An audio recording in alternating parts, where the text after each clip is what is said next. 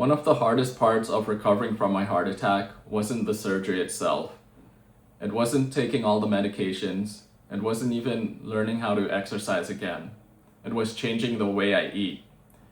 Because before my heart attack, I honestly thought I could eat whatever I wanted.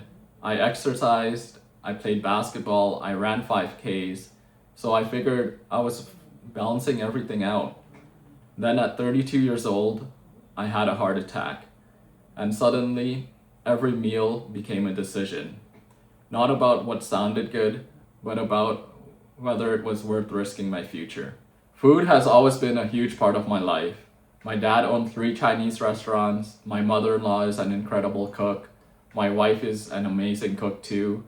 Growing up and even now, food is one of the ways our family spends time together.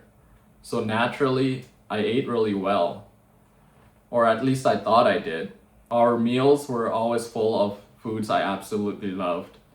Chinese dishes, Filipino food, Indian food. To name a few of the foods we had, but not on a daily basis, were lots of fried food, chili chicken, Manchurian chicken, biryani, curries, adobo, curry, beef, mutton, pork.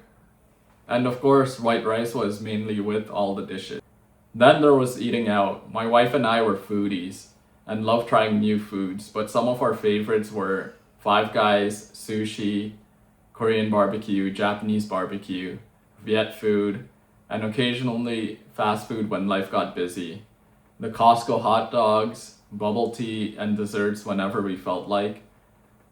But looking back, I never thought those choices were catching up to me because I stayed active. I played basketball, I exercised, I ran.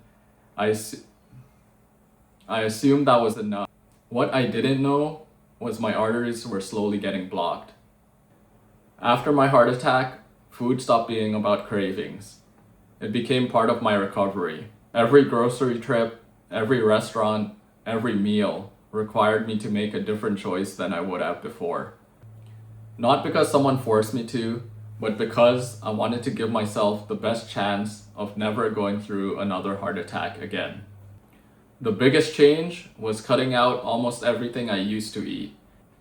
I stopped eating fried foods, I avoid all processed foods, drastically reduced sugar, no sugary drinks, no sweet coffee.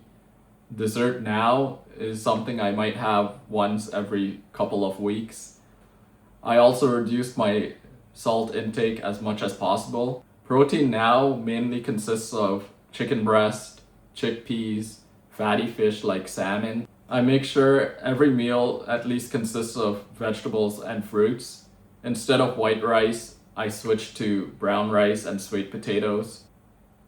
And one of the biggest changes, I completely stopped eating pork, beef, and mutton.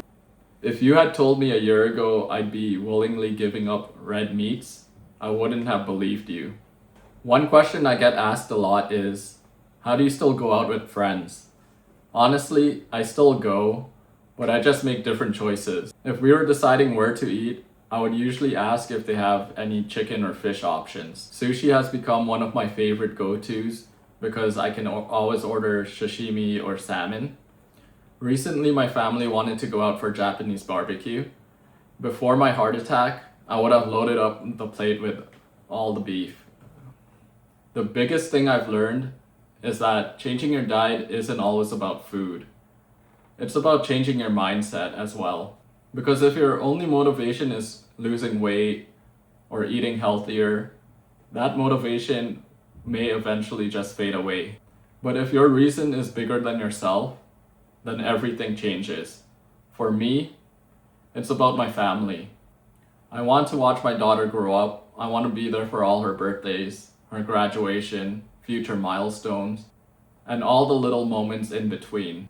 I want my wife to have me by her side for as many years as possible.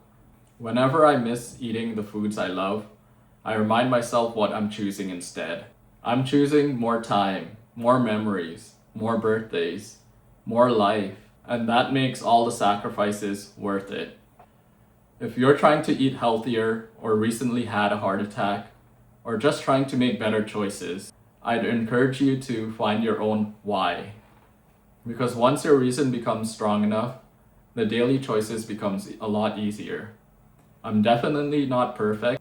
I still have days where I miss my old favorite foods, but every healthy meal is another investment to my future.